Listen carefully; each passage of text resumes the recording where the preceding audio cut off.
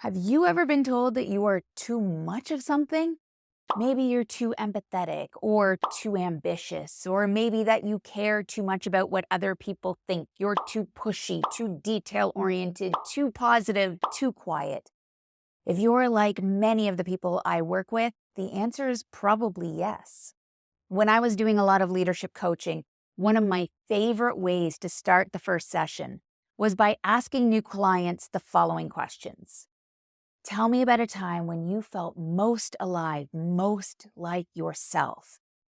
And then I would ask them to share what they believed others thought was holding them back from being the leader that they knew that they could be.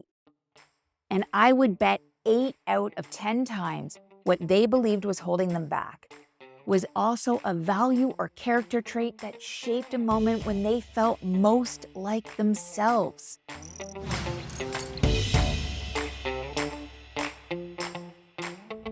It is undeniable that our strengths can become vices when they are overused or misused. And yes, weaknesses can hold us back.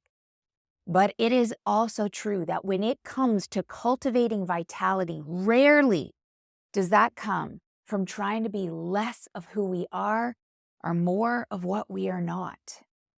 In fact, that approach is almost a guarantee to leave us feeling unfulfilled and out of alignment with our values, to feel disconnected from ourselves and exhausted. So whether you are a leader or not, the real question is, how can we bring our whole selves to the work we do in a way that contributes to healthy, high-performing workplaces, and individually in a way that allows us to work in meaningful and energizing ways? So to set this idea up, I'm going to start with a story about getting kicked out of a high school basketball game after I fought for a jump ball a little too aggressively that did result in my opponent being launched off of her feet and tossed across the court. While my parents were not at the game, I grew up in a small town, so I knew that they would hear about it, and I knew it would be better if they heard about it from me. And needless to say, they were not pleased. But then I shared some feedback that I'd received from the assistant coach. He had said that he felt that I was too competitive and that I needed to work on being less competitive. Fully expecting my parents to agree, my dad responded in a way that I've never forgotten. He said, being competitive isn't wrong. It's part of what makes you you, Sarah. The real question is, was that a representation of the best of you today? And of course, I replied no. And then he asked, did it help your team be their best today? And again, I had to answer no. And it's what he said next. He said, so instead of trying to be less competitive, what do you need to do more of in the next game? Essentially, this was it's okay to want to win the game, but how you play the game matters as well. Except it wasn't contingent on being less of myself. Instead, those questions challenged me to think about how to be a fuller version of myself.